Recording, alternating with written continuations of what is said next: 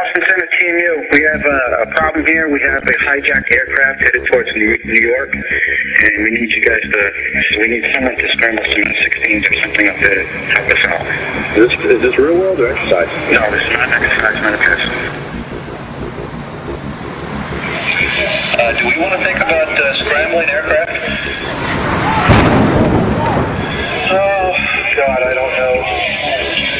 That's a decision somebody's going to have to make probably in the next 10 minutes. Everybody just left the room. This is August Harper, Mr. King. I'm going to be one of the voices that you'll hear.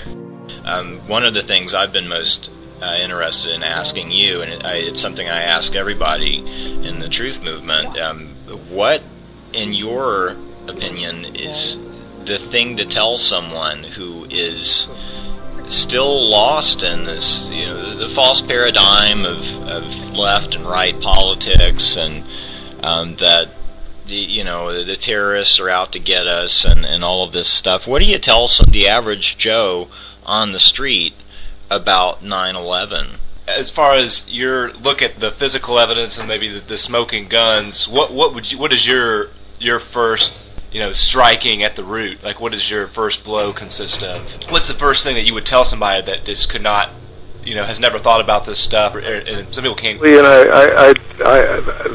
The building 7 collapse, just because there's really no damage associated with it, and it's so anomalous that it happened so late after the fact.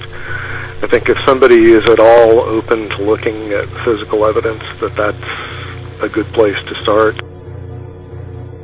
So, my approach has always been to try to document as much as I could, and let the evidence speak for itself. And there's definitely a disintegration going on in a couple of those. There's. I assume that you've looked at the Spire pictures.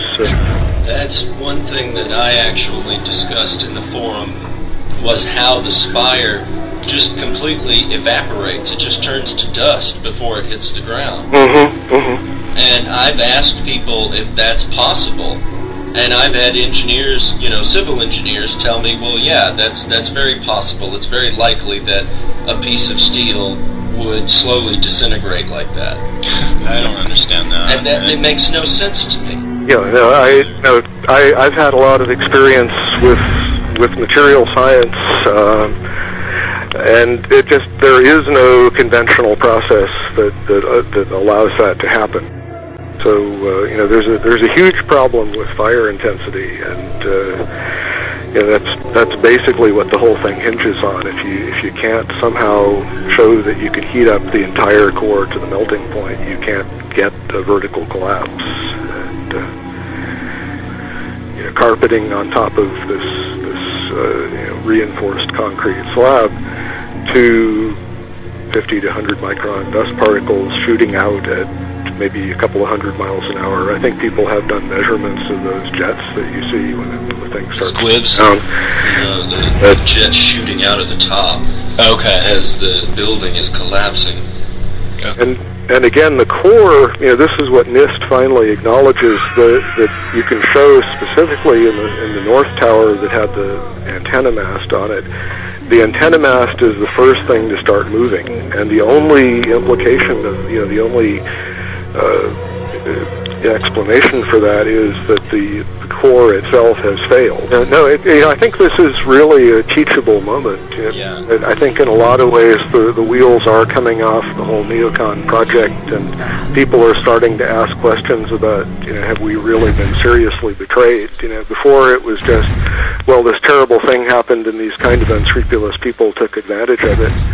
But as people begin to understand the depth of the perfidy, it's hard to talk about it without kind of sounding biblical. But this is truly a betrayal of the country itself.